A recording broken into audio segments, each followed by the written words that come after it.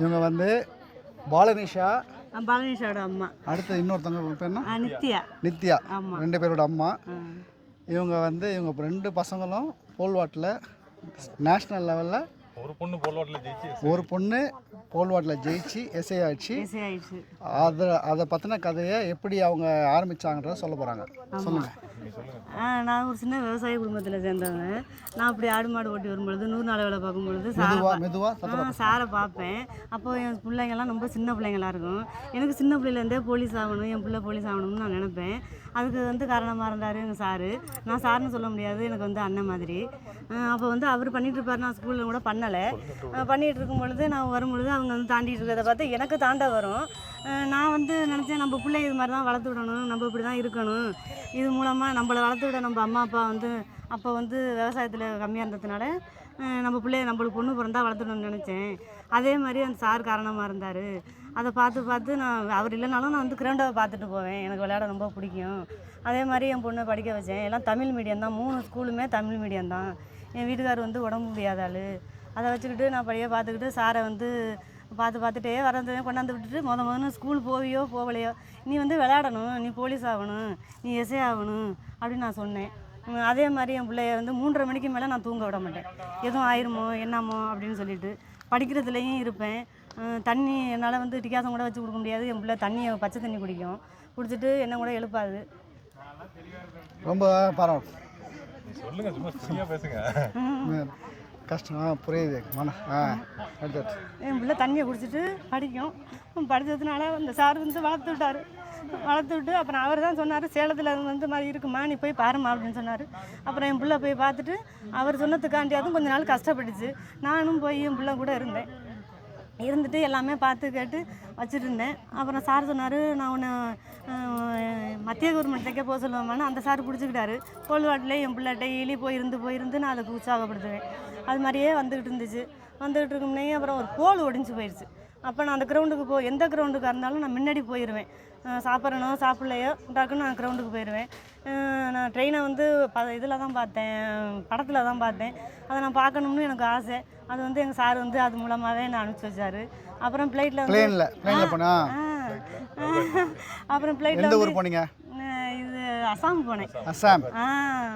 அப்புறம் ஒரு வாரம் போறீங்களாம்மான்னு கேட்டார். நான் போவேன் சார் அப்படின்னு சொன்னேன். ஃபஸ்ட்டே போயிடுவேன் சார் அப்படின்னு சொன்னேன். சரிம்மான்னு, அது காசு சொந்தமாக இருக்கோ இல்லை கிடைக்குதோ கிடைக்கலையோ நீங்கள் நம்பி சொல்லலாமான்னாரு. சொல்லணுன்ட்டு அப்புறம் நாங்கள் போனோம். அப்புறம் வந்து மந்திரி அவங்க வந்து கொடுத்தாங்க டக்குன்னு 2 லட்ச ரூபா. அப்புறம் எல்லாருமே போய் 9 பேரை அழைச்சிட்டு நான் மட்டும்தான் போனேன். அப்புறம் இன்னொருத்தவங்க கனிஷ்கா அம்மாவும் வந்திருந்தாங்க.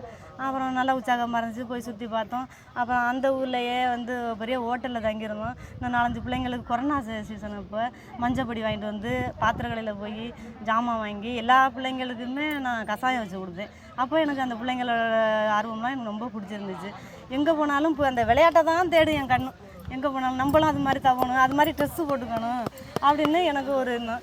இப்போ நான் சொல்லிக்கிட்டே இருந்தேன், நீ விளையாட போனாலும் நீ இப்போ எஸ்ஐ ஆனாலும் விளையாட்டை வந்து எந்த காலமும் விடக்கூடாது அப்படின்னு நான் சொல்லிக்கிட்டே இருந்தேன். என் பிள்ளை முன்னாடி போகிறதுக்குள்ளே நான் போய் அதுக்கு முன்னாடி அங்கே ப்ராக்டிஸ் பண்ணிகிட்டு இருப்பேன் அந்த ஸ்கூலில் சேலத்தில். அது பார்த்துக்கிட்டே இருக்கும். நான் இப்போ சொன்னேன், நீ என்னம்மா சொல்கிறது, நீ நீ அந்த மாதிரி போகணும். அசாமில் போய் உட்காந்துருக்கும்போது மேலே போகும்பொழுது நான் உட்காந்துருப்பேன், என் மேலெலாம் ஆடும். நம்ம பிள்ளை அங்கிட்டு விழுந்துருமே, நம்மள்ட்ட கொடுத்தாலும் நம்ம நேராக தவாளமே அப்படின்னு என்னோட எண்ணம் வரும். அது மாதிரி போகும்போது எல்லோரும் சொல்லிகிட்டு இருப்பாங்க, இந்த பொண்ணுக்கு யார், இந்த பொண்ணோட அம்மா அப்பாலாம் பிடி சாரா இல்லை ராணுவ போலீஸா அப்படிங்கும்பொழுது நான் சாதாரணமாக ஒரு புடவை கட்டிட்டு கீழே உட்காந்துருப்பேன். நான் அது என் பொண்ணுன்னு கூட நான் சொல்ல மாட்டேன். நான் எனக்கு மேலே உட்காந்துருக்கேன். ஆனால் கை தட்டுவேன், ரொம்ப கை தட்டுவேன், ரொம்ப தகுவேன். அது மாதிரி ரொம்ப துடிக்கிற மாதிரி இருக்கும். இந்த விளையாட்டெல்லாம் நானுமே விளையாடணும் போலயே வருது. இன்னமும் நான் விட்டு கொடுக்கவே கிடையாது. ரொம்ப ரொம்ப சந்தோஷம். எங்கெங்கெல்லாம் ஜெயிச்சிருக்காங்க உங்கள் பொண்ணு? அசாமில் ஜெயிச்சிருந்துச்சு, டெல்லிக்கு போயிருந்துச்சு. அப்புறம் எங்கே சார், பஞ்சாப் போயிருந்துச்சு. 2 பிள்ளைங்களுமே. ஆமாம். அப்புறம் இது மாதிரி சொல்லிங்க வாக் பண்ணுறாங்கம்மா தஞ்சாவூர் பெரிய கோயிலில் அப்படின்னு சொல்லியிருந்துச்சு. என்ன கொண்டு விடு, நான் போய் ஆகணும் அப்படின்னு நான் சொன்னேன். இல்லைம்மா உன்னால் கலந்துக்க முடியாது, எல்லாம் காலேஜ் பிள்ளைங்கம்மா.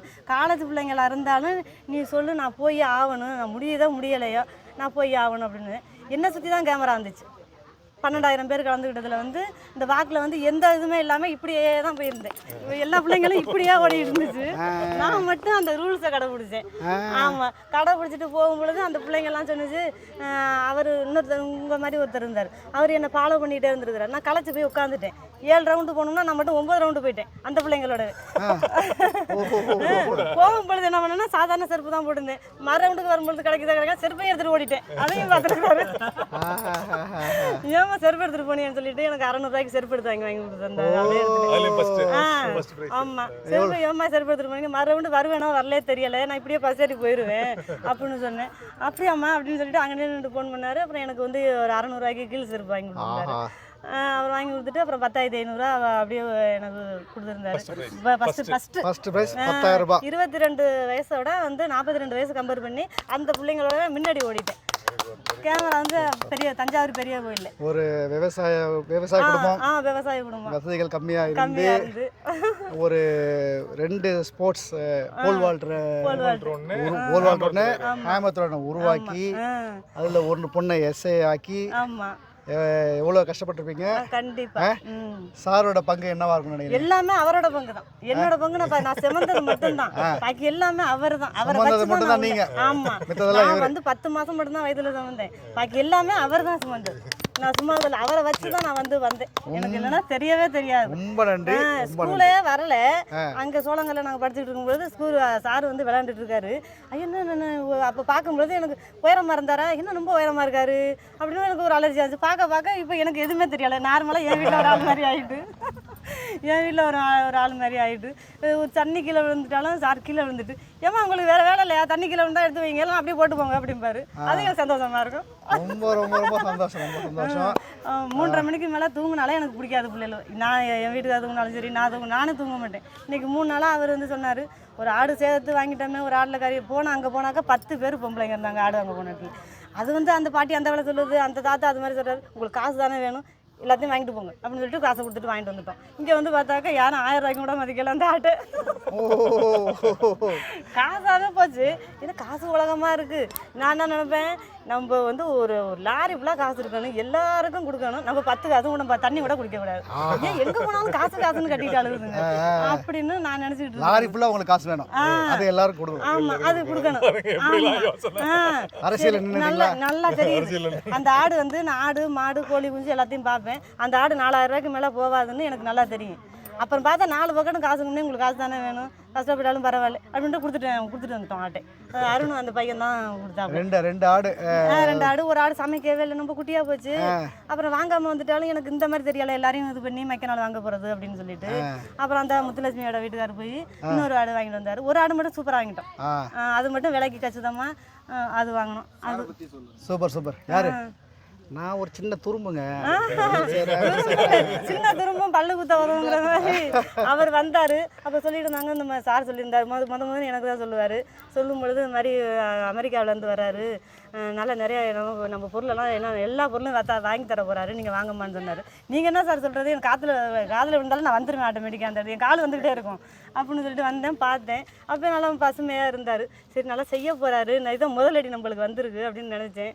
அது இப்படியே வளர்ந்துக்கிட்டே வந்துக்கிட்டு இருக்கு. இன்னமும் வளர்த்து விடணும், இன்னும் எல்லா பிள்ளைங்களும் என் பிள்ளைங்க மாதிரி பெரிய ஆளாக வரணும். ரொம்ப சந்தோஷம். ஆமாம், நன்றி. பாப்பா.